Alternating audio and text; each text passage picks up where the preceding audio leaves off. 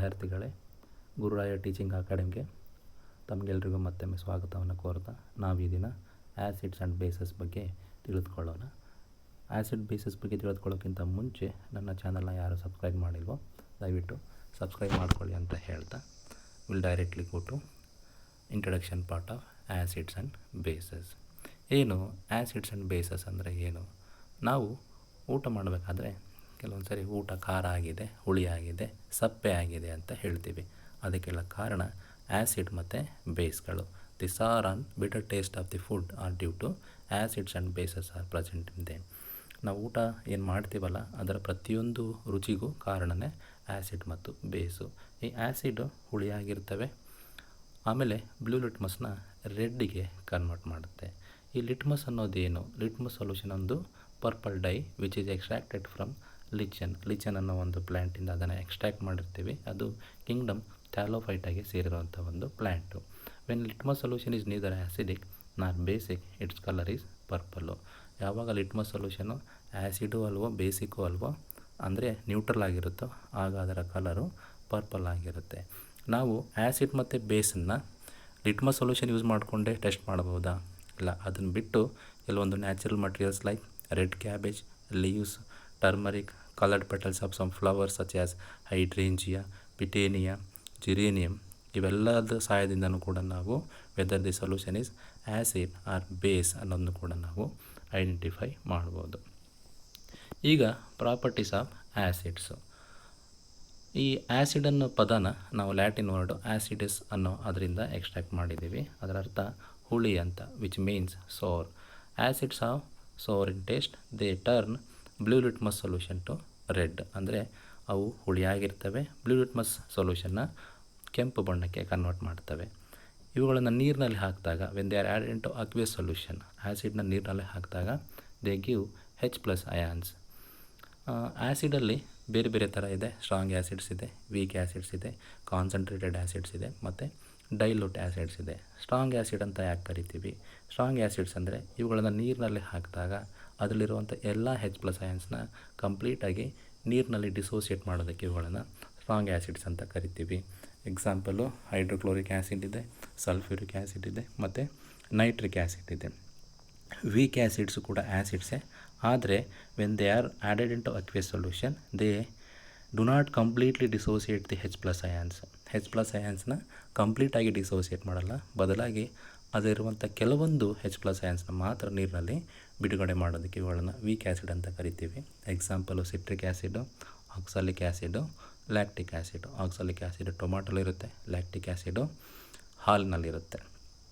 Concentrated acid, ಈ acid more amount of acid ಇರುತ್ತೆ ಮತ್ತು ಲೆಸ್ ಅಮೌಂಟ್ ಆಫ್ ವಾಟರ್ ಇರುತ್ತೆ.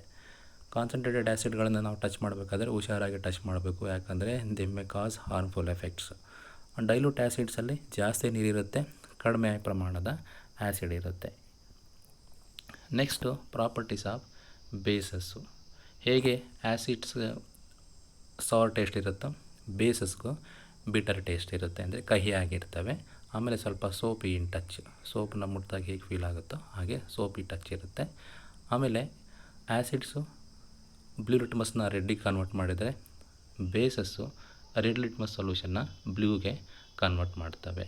ಆ್ಯಸಿಡ್ಸು ನೀರಿನಲ್ಲಿ ಹಾಕಿದಾಗ H+ ಅಯಾನ್ಸ್ನ ರಿಲೀಸ್ ಮಾಡಿದರೆ ಬೇಸ್ಗಳು OH- ಅಯಾನ್ಸ್ನ ರಿಲೀಸ್ ಮಾಡ್ತವೆ. Strong basis NaOH, KOH, CaOH2. ಇವುಗಳು ಸ್ಟ್ರಾಂಗ್ ಬೇಸ್, ಯಾಕಂದರೆ ಇವುಗಳನ್ನು ನೀರಿನಲ್ಲಿ ಹಾಕಿದಾಗ ಅದರಲ್ಲಿರುವಂಥ ಎಲ್ಲ OH- ಅಯಾನ್ಸ್ನ ಕಂಪ್ಲೀಟಾಗಿ ವಾಟ್ರಲ್ಲಿ ಡಿಸೋಸಿಯೇಟ್ ಮಾಡುತ್ತೆ.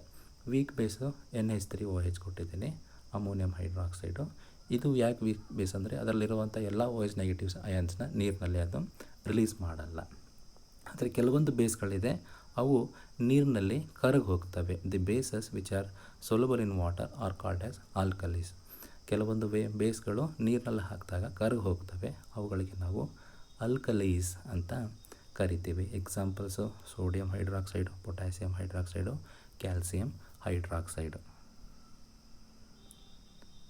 ನಾವು whether the given solution is acid or base ಅಂತ ಹೇಗೆ ಐಡೆಂಟಿಫೈ ಮಾಡ್ತೀವಿ? With the help of indicators.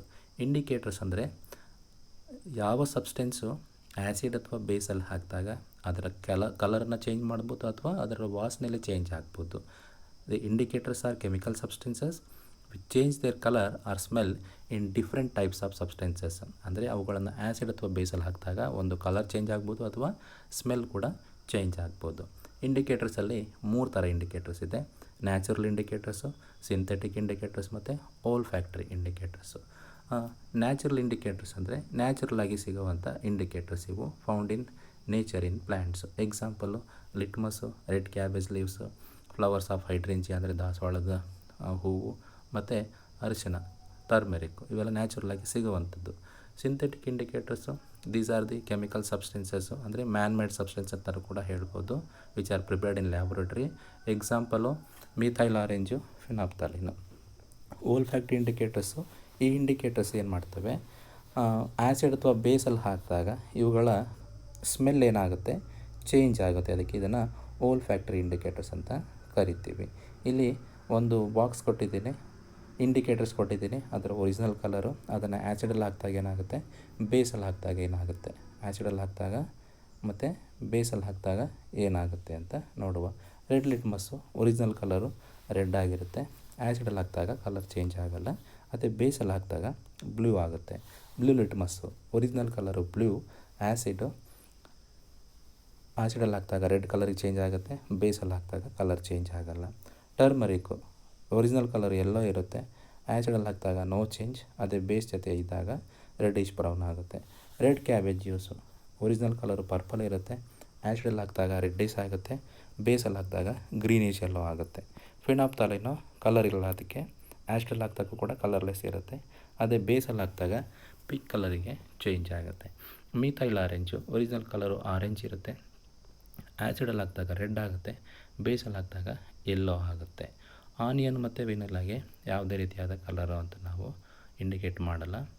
ಎರಡನ್ನೂ ಕೂಡ ಆ್ಯಸಿಡಲ್ಲಿ ಹಾಕಿದಾಗ ಏನು ಅದರ ಸ್ಮೆಲ್ ಏನು ಚೇಂಜ್ ಆಗೋಲ್ಲ, ಇನ್ಕ್ರೀಸ್ ಆಗ್ತಾನೆ ಇರುತ್ತೆ. ಅದೇ ಬೇಸಲ್ಲಿ ಹಾಕಿದಾಗ ಸ್ವಲ್ಪ ಸ್ಮೆಲ್ಲು ವ್ಯಾನಿಷ್ ಆಗುತ್ತೆ, ಸ್ವಲ್ಪ ಕಡಿಮೆ ಆಗ್ತಾ ಹೋಗುತ್ತೆ. Next chemical properties of acids and basis.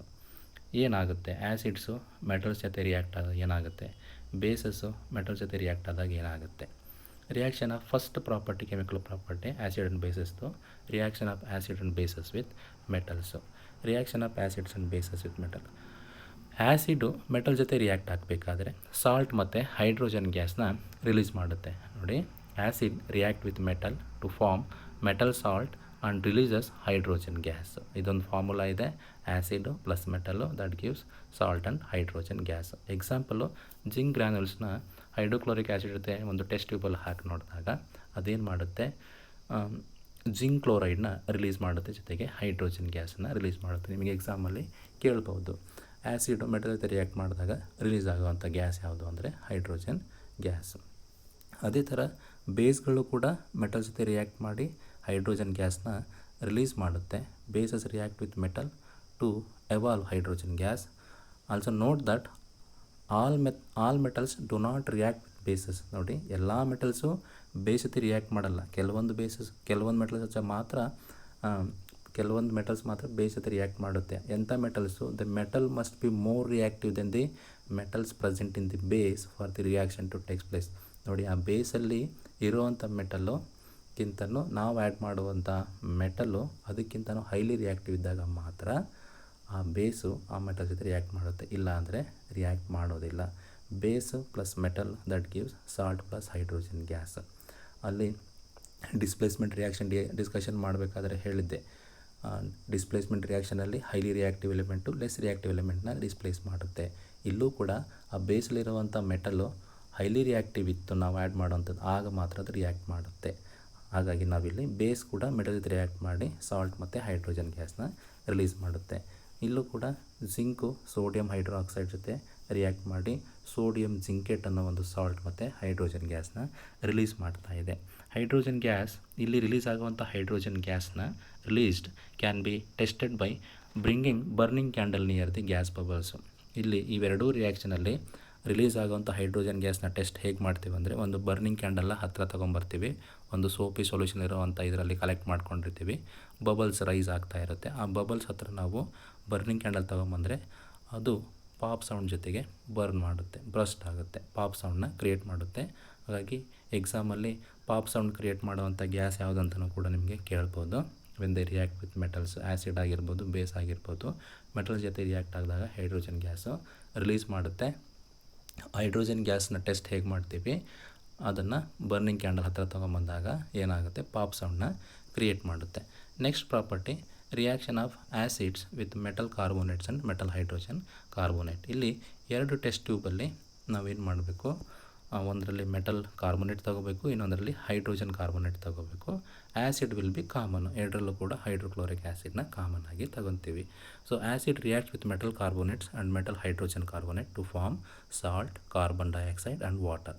Metal carbonate ಅಥವಾ ಮೆಟಲ್ ಹೈಡ್ರೋಜನ್ ಕಾರ್ಬೋನೇಟು ಆ್ಯಸಿಡ್ ಜೊತೆ ರಿಯಾಕ್ಟ್ ಆದಾಗ ಸಾಲ್ಟ್ ಮತ್ತು ಕಾರ್ಬನ್ ಡೈಆಕ್ಸೈಡ್ನ ರಿಲೀಸ್ ಮಾಡೋ ಜೊತೆಗೆ ವಾಟರ್ನು ಕೂಡ ರಿಲೀಸ್ ಮಾಡುತ್ತೆ. ಅದಕ್ಕೆ ಇದೊಂದು ಫಾರ್ಮುಲಾ ನೆನ್ಪಿಟ್ಕೋಬೇಕು.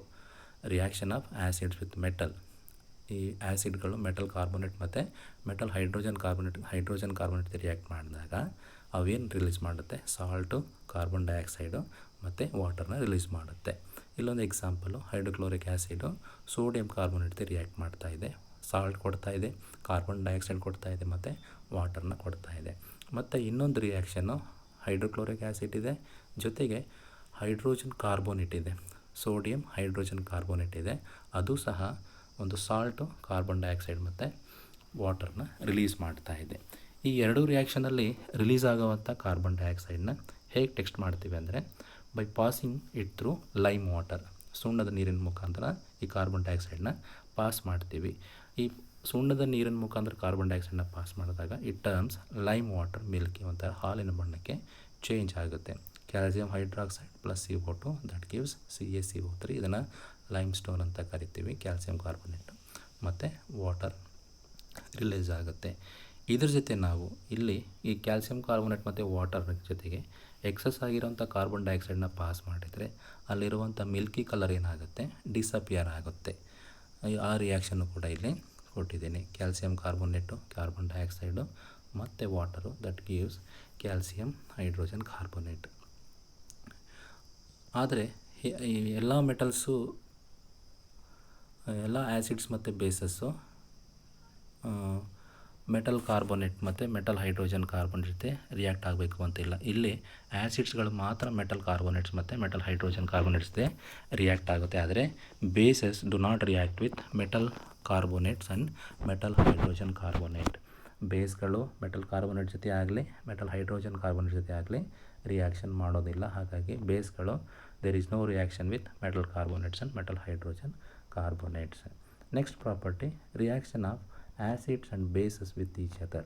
ಆ್ಯಸಿಡ್ ಮತ್ತು ಬೇಸ್ಗಳು ಒಂದಕ್ಕೊಂದು ರಿಯಾಕ್ಟ್ ಆದರೆ ಏನಾಗುತ್ತೆ, acids and bases react to form salt and water. ಇದು ನೆನ್ಪಿಟ್ಕೊಳ್ಳಿ, ಸಾಲ್ಟ್ ಮತ್ತು ವಾಟರ್ನ ರಿಲೀಸ್ ಮಾಡುತ್ತೆ. When acid and bases react with each other they gives salt and water. ಇದಕ್ಕೆ ನಾವು ನ್ಯೂಟ್ರಲೈಸೇಷನ್ ರಿಯಾಕ್ಷನ್ ಅಂತ ಕರಿತೀವಿ. Reaction of acid with base is called as neutralisation reaction. ಯಾವಾಗ ಆ್ಯಸಿಡ್ ಮತ್ತು ಬೇಸು ಒಂದಕ್ಕೊಂದು ರಿಯಾಕ್ಟ್ ಮಾಡುತ್ತೋ ಅದಕ್ಕೆ ನಾವು ನ್ಯೂಟ್ರಲೈಸೇಷನ್ ರಿಯಾಕ್ಷನ್ ಅಂತ ಕರಿತೀವಿ. Example HCl, NaOH, NaCl, H2O, salt ಮತ್ತು ವಾಟರ್ನ ರಿಲೀಸ್ ಮಾಡುತ್ತೆ. ಇಲ್ಲಿ ಕೆಲವೊಂದು ಎಕ್ಸಾಂಪಲ್ ಕೊಟ್ಟಿದ್ದೀನಿ. Strong acid weak base react ಮಾಡಿದಾಗ ಸಾಲ್ಟ್ ಏನಾಗಿರುತ್ತೆ, ಆ್ಯಸಿಡಿಕ್ ಆಗಿರುತ್ತೆ, ಜೊತೆಗೆ ವಾಟರ್ ರಿಲೀಸ್ ಆಗುತ್ತೆ.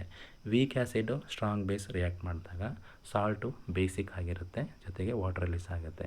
ಸ್ಟ್ರಾಂಗ್ ಆ್ಯಸಿಡು ಸ್ಟ್ರಾಂಗ್ ಬೇಸ್ ಎರಡು ಇದ್ದಾಗ ಸಾಲ್ಟು ನ್ಯೂಟ್ರಲ್ ಆಗಿರುತ್ತೆ, ಜೊತೆಗೆ ವಾಟರ್ ಕೂಡ ರಿಲೀಸ್ ಆಗುತ್ತೆ.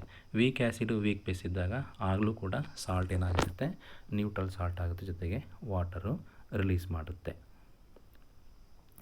ನೆಕ್ಸ್ಟ್ ಪ್ರಾಪರ್ಟಿ ಬಂದುಬಿಟ್ಟು reaction of metallic oxides with acids. ಆ್ಯಸಿಡ್ಗಳು ಮೆಟಾಲಿಕ್ ಆಕ್ಸೈಡ್ ಜೊತೆ ರಿಯಾಕ್ಟ್ ಆದಾಗ ಏನಾಗುತ್ತೆ, ಇವುಗಳು ಕೂಡ ಸಹ ಸಾಲ್ಟ್ ಮತ್ತು ವಾಟರ್ನ ರಿಲೀಸ್ ಮಾಡುತ್ತೆ. ಮೆಟಾಲಿಕ್ ಆಕ್ಸೈಡ್ಸು ಆ್ಯಸಿಡ್ ಜೊತೆ ರಿಯಾಕ್ಟ್ ಮಾಡಿದಾಗ ಸಾಲ್ಟ್ ಮತ್ತು ವಾಟರ್ನ ರಿಲೀಸ್ ಮಾಡ್ತವೆ. Usually metallic oxides basic in nature ಇರುತ್ತವೆ. Non metallic oxides acidic in nature ಇರ್ತವೆ. ಇಲ್ಲಿ ಎಕ್ಸಾಂಪಲ್ ಕೊಟ್ಟಿದ್ದೀನಿ. ಮೆಟಾಲಿಕ್ ಆಕ್ಸೈಡ್ಸು ರಿಯಾಕ್ಟ್ ಮಾಡಿದಾಗ ಆ್ಯಸಿಡ್ ಜೊತೆ ಏನು ಮಾಡುತ್ತೆ, ಒಂದು ಸಾಲ್ಟ್ ಮತ್ತು ವಾಟರ್ನ ರಿಲೀಸ್ ಮಾಡುತ್ತೆ. Metallic oxides are basic in nature, ಅದು ನೆನಪಿರಲಿ. ಇಲ್ಲಿ ಎಕ್ಸಾಂಪಲ್ಸು ಕೊಟ್ಟಿದ್ದೀನಿ. Reaction of non metallic oxides with basis. Non metallic oxides acidic in nature ಇರುತ್ತೆ. ನಾನ್ ಮೆಟಾಲಿಕ್ ಆಕ್ಸೈಡ್ಸು ಬೇಸ್ ಜೊತೆ ರಿಯಾಕ್ಟ್ ಮಾಡಿ ಸಾಲ್ಟ್ ಮತ್ತು ವಾಟರ್ನ ರಿಲೀಸ್ ಮಾಡುತ್ತೆ. ಇಲ್ಲಿ ಅಷ್ಟು ಪ್ರಾಪರ್ಟಿದು ಏನೇನು ರಿಲೀಸ್ ಮಾಡುತ್ತೆ. ಆ್ಯಸಿಡು ಮೆಟಲ್ ಕಾರ್ಬನ್ ಜೊತೆ ರಿಯಾಕ್ಟ್ ಮಾಡಿದಾಗ ಸಾಲ್ಟು, ಕಾರ್ಬನ್ ಡೈಆಕ್ಸೈಡು, ವಾಟರ್ನ ರಿಲೀಸ್ ಮಾಡುತ್ತೆ. ಅದೇ ಆ್ಯಸಿಡು ಮೆಟಲ್ ಜೊತೆ ರಿಯಾಕ್ಟ್ ಮಾಡಿದಾಗ ಸಾಲ್ಟ್ ಮತ್ತು ಹೈಡ್ರೋಜನ್ ಗ್ಯಾಸ್ನ ರಿಲೀಸ್ ಮಾಡುತ್ತೆ. ಅದೇ ಆ್ಯಸಿಡು ಮೆಟಲ್, ಹೈಡ್ರೋಜನ್, ಕಾರ್ಬನ್ ಜೊತೆ ರಿಯಾಕ್ಟ್ ಮಾಡಿದಾಗ ಸಾಲ್ಟ್ ಮತ್ತು ಕಾರ್ಬನ್ ಡೈಆಕ್ಸೈಡು, ವಾಟರ್ನ ರಿಲೀಸ್ ಮಾಡುತ್ತೆ. ಆ್ಯಸಿಡು ಮೆಟಾಲಿಕ್ ಆಕ್ಸೈಡ್ ಜೊತೆ ರಿಯಾಕ್ಟ್ ಮಾಡಿದಾಗ ಸಾಲ್ಟ್ ಮತ್ತು ವಾಟರ್ನ ರಿಲೀಸ್ ಮಾಡುತ್ತೆ. ಆ್ಯಸಿಡ್ ಬೇಸ್ ರಿಯಾಕ್ಟ್ ಆದಾಗ ಸಾಲ್ಟ್ ಮತ್ತು ವಾಟರ್ನ ರಿಲೀಸ್ ಮಾಡುತ್ತೆ. ಆ್ಯಸಿಡ್ ಬೇಸ್ ಅಂದ ತಕ್ಷಣ ನ್ಯೂಟ್ರಲೈಸೇಷನ್ ರಿಯಾಕ್ಷನ್ ಅಂತ ನಿಮಗೆ ನೆನಪಾಗಬೇಕು. ಬೇಸ್ ರಿಯಾಕ್ಷನ್ನು, ಬೇಸ್ ಮೆಟಲ್ ಜೊತೆ ರಿಯಾಕ್ಟ್ ಮಾಡಿದಾಗ ಸಾಲ್ಟ್ ಮತ್ತು ಹೈಡ್ರೋಜನ್ನ ರಿಲೀಸ್ ಮಾಡುತ್ತೆ. ಅದೇ ಬೇಸು ಮೆಟಲ್ ಕಾರ್ಬೊನೇಟ್ ಆಗಲಿ, ಮೆಟಲ್ ಹೈಡ್ರೋಜನ್ ಕಾರ್ಬನ್ ಜೊತೆ ರಿಯಾಕ್ಟ್ ಮಾಡಿದಾಗ there is no reaction. Acid base react ಆದಾಗ ಸಾಲ್ಟ್ ಮತ್ತು ವಾಟರ್ ರಿಲೀಸ್ ಆಗುತ್ತೆ. ಬೇಸು ನಾನ್ ಮೆಟಾಲಿಕ್ ಆಕ್ಸೈಡ್ ಜೊತೆ ರಿಯಾಕ್ಟ್ ಮಾಡಿದಾಗಲೂ ಕೂಡ ಸಾಲ್ಟ್ ಮತ್ತು ವಾಟರ್ನ ರಿಲೀಸ್ ಮಾಡುತ್ತೆ. ಹಾಗಾದರೆ ಈ ಆ್ಯಸಿಡ್ ಮತ್ತು ಬೇಸಲ್ಲಿರುವಂಥ ಕಾಮನ್ ಥಿಂಗ್ ಏನು? Similarities between all acids and all bases, ಎರಡಕ್ಕೂ ಇರುವಂಥ ಸಾಮ್ಯತೆ ಏನು? ಆ್ಯಸಿಡ್ಸ್ ಏನು ಮಾಡುತ್ತೆ? H+ ಅಯಾನ್ಸ್ನ ಪ್ರೊಡ್ಯೂಸ್ ಮಾಡುತ್ತೆ in solution which are responsible for their acidic properties. ಆ್ಯಸಿಡ್ಗಳು H+ ಅಯಾನ್ಸ್ನ ಅಕ್ವೆ ಸೊಲ್ಯೂಷನಲ್ಲಿ ಪ್ರೊಡ್ಯೂಸ್ ಮಾಡುತ್ತೆ. ಈ H+ ಅಯಾನ್ಸೇ ಅದರ ಆ್ಯಸಿಡಿಕ್ ಪ್ರಾಪರ್ಟಿಗೆ ಕಾರಣ. ಅದೇ ಥರ bases OH negative ions, hydroxyl ಅಯಾನ್ಸ್ನ ರಿಲೀಸ್ ಮಾಡ್ತವೆ. ಹಾಗಾಗಿ ಎಲ್ಲ ಆ್ಯಸಿಡ್ಸಲ್ಲೂ H+ ಅಯಾನ್ಸ್ ಕಾಮನ್ ಆಗಿದ್ದರೆ ಎಲ್ಲ ಬೇಸಸಲ್ಲೂ OH ನೆಗೆಟಿವ್ ಅಯಾನ್ಸು ಕಾಮನ್ ಆಗಿರ್ತವೆ. ಈ ಆ್ಯಸಿಡ್ ಅಥವಾ ಬೇಸನ್ನು ನಾವು ವಾಟರ್ ಸೊಲ್ಯೂಷನಲ್ಲಿ ಹಾಕಿದಾಗ ಏನಾಗುತ್ತೆ? Acid produce H+ ions in presence of water. ಅದೇ H+ ಅಯಾನ್ಸ್ ಏನಾಗುತ್ತೆ? ನಾವು ಯಾವುದೇ ಆ್ಯಸಿಡ್ ಆಗಲಿ, ಆಲ್ರೆಡಿ ವಾಟ್ರಲ್ಲಿ H2O ಇರುತ್ತೆ, H+ ಅಯಾನ್ಸಲ್ಲಿ ಇದ್ದೇ ಇರುತ್ತೆ. ನಾವು ಯಾವುದೇ ಆ್ಯಸಿಡನ್ನು ಅದನ್ನು ಆ್ಯಡ್ ಮಾಡಿದಾಗ, ಫಾರ್ ಎಕ್ಸಾಂಪಲ್ HCl ಆ್ಯಡ್ ಮಾಡ್ತೀವಿ ಅಂತ ಅಂದ್ಕೊಳ್ಳಿ. HClಲ್ಲಿ ಒಂದು H+ ಅಯಾನ್ ಇದೆ. ಅದನ್ನು ಆ್ಯಡ್ ಮಾಡಿದ ತಕ್ಷಣ H2 ಜೊತೆ ಹೋಗಿ ಸೇರ್ಕೊಂಡ್ಬಿಡುತ್ತೆ. ಯಾಕಂದರೆ H+ ions cannot exist alone, they exist as H3O, hydronium ion ಅಂತ ಕರಿತೀವಿ. ಹೈಡ್ರೋನಿಯಂ ಅಯಾನ್ ಅಂತ ಕರಿತೀವಿ.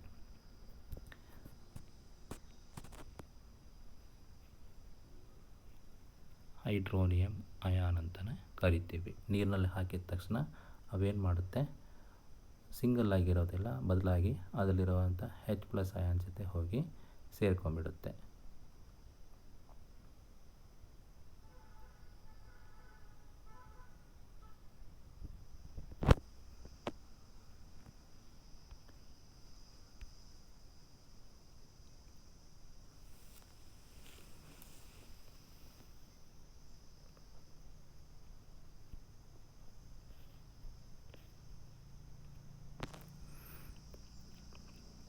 Basis when dissolved in water gives OH negative ions. ಯಾವ ಬೇಸ್ಗಳು ನೀರಿನಲ್ಲಿ ಡಿಸಾಲ್ವ್ ಆಗುತ್ತೋ ಅವುಗಳನ್ನು ಆಲ್ಕಲೀಸ್ ಅಂತ ಕರೀತಾರೆ ಅಂತ ಹೇಳಿದ್ದೆ ಮೊದಲಿಗೆ. ನಾವು ವೈಲ್ ಡೈಲ್ಯೂಟಿಂಗ್ ಆ್ಯಸಿಡ್ನ ಡೈಲ್ಯೂಟ್ ಮಾಡಬೇಕಾದ್ರೆ it is recommended that acid should be added to water. No, ಆ್ಯಸಿಡ್ನ ವಾಟ್ರಿಗೆ ಆ್ಯಡ್ ಮಾಡಿದರೆ ಎಫೆಕ್ಟ್ ಕಡಿಮೆ, ಬಟ್ ಅದು ಹೀಟನ್ನು ಜನ್ರೇಟ್ ಮಾಡುತ್ತೆ. ಬಟ್ ಅದರ ಬದಲಾಗಿ ನಾವು ಆ್ಯಸಿಡ್ ಒಳಗೆ ನೀರನ್ನು ಹಾಕಿದರೆ ಅದು ಸ್ಪ್ಲ್ಯಾಶ್ ಔಟ್ ಆಗೋ ಚಾನ್ಸ್ ಇರುತ್ತೆ, ಬ್ಲಾಸ್ಟ್ ಆಗೋ ಚಾನ್ಸ್ ಇರುತ್ತೆ. ಹಾಗಾಗಿ while diluting acids it is recommended that acid should be added to water, not water to acid, because the process of dissolving or acid or base in water is highly exothermic. ಅದು high ಹೀಟನ್ನು generate ಮಾಡೋದ್ರಿಂದ ಅದರಲ್ಲಿ ಹುಷಾರಾಗಿ ಇರಬೇಕು. ಈ acid ಮತ್ತು ಬೇಸ್ನ ಸ್ಟ್ರೆಂತ್ನ ಹೇಗೆ identify ಮಾಡ್ತೀವಿ ಅಂದರೆ, ನಾವು ಒಂದು ಇಂಡಿಕೇಟರ್ ಬರುತ್ತೆ, ಯೂನಿವರ್ಸಲ್ ಇಂಡಿಕೇಟರ್. ನಾವು ಆಗಲೇ ಕೆಲವೊಂದು ಇಂಡಿಕೇಟರ್ಸ್ನ ಹೇಳಿದೆ. 3 ಥರ ಇಂಡಿಕೇಟರ್ಸ್ ಬಂದಿತ್ತು: ನ್ಯಾಚುರಲ್ ಇಂಡಿಕೇಟರ್ಸು, ಸಿಂಥೆಟಿಕ್ ಇಂಡಿಕೇಟರ್ಸು ಮತ್ತು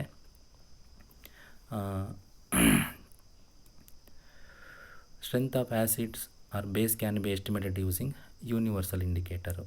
ಈ universal indicator olfactory indicators, natural indicators ಮತ್ತು ಸಿಂಥೆಟಿಕ್ ಇಂಡಿಕೇಟರ್ ಮೂರು ಇಂಡಿಕೇಟರ್ಸ್ನ ಮಿಕ್ಸ್ ಮಾಡಿ ರೆಡಿ ಮಾಡಿರೋಂಥ ಒಂದು universal indicator. It is a mixer of several indicators.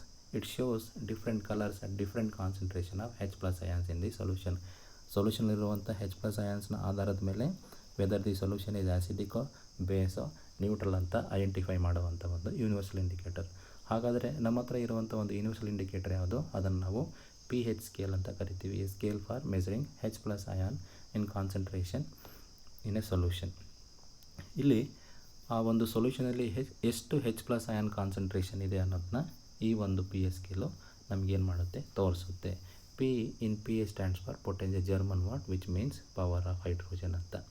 ಈಗ pH value, if value of pH is equal to 7 ಅದನ್ನು ನಾವು ನ್ಯೂಟ್ರಲ್ ಸೊಲ್ಯೂಷನ್ ಅಂತ ಕರಿತೀವಿ. ಅದೇ pHನ ವ್ಯಾಲ್ಯೂ ಲೆಸ್ ದೆನ್ 7 ಇದ್ದರೆ ಅದನ್ನು ಆ್ಯಸಿಡಿಕ್ ಸೊಲ್ಯೂಷನ್ ಅಂತ ಕರಿತೀವಿ. ಅದೇ pHನ ವ್ಯಾಲ್ಯೂ ಮೋರ್ ದೆನ್ 7 ಇದ್ದರೆ ಅದನ್ನು ಬೇಸಿಕ್ ಸೊಲ್ಯೂಷನ್ ಅಂತ ಕರಿತೀವಿ. ಸೊ ವಿದ್ಯಾರ್ಥಿಗಳೇ, ನಿಮಗೆ ಆ್ಯಸಿಡ್ ಬೇಸ್ ಕಾನ್ಸೆಪ್ಟು ಮಾತ್ರ ಸ್ವಲ್ಪ ಕ್ಲಿಯರ್ ಆಗಿದೆ ಅಂತ ಅನ್ಕೋತೀನಿ. ತುಂಬ ಡೀಪಾಗಿಲ್ಲದೆ ಇದ್ರೂ ಕೂಡ ಮೇನ್ ಪಾಯಿಂಟ್ಸ್ನ ಮಾತ್ರ ಹೇಳಿದ್ದೀನಿ. ಮುಂದಿನ ವೀಡಿಯೋಲಿ ಸಾಲ್ಟ್ ಬಗ್ಗೆ ಸಪ್ರೇಟ್ ಒಂದು ವೀಡಿಯೋ ಮಾಡಿ ಹಾಕ್ತೀನಿ. ಅಲ್ಲಿವರೆಗೆ take care, bye. Thank you.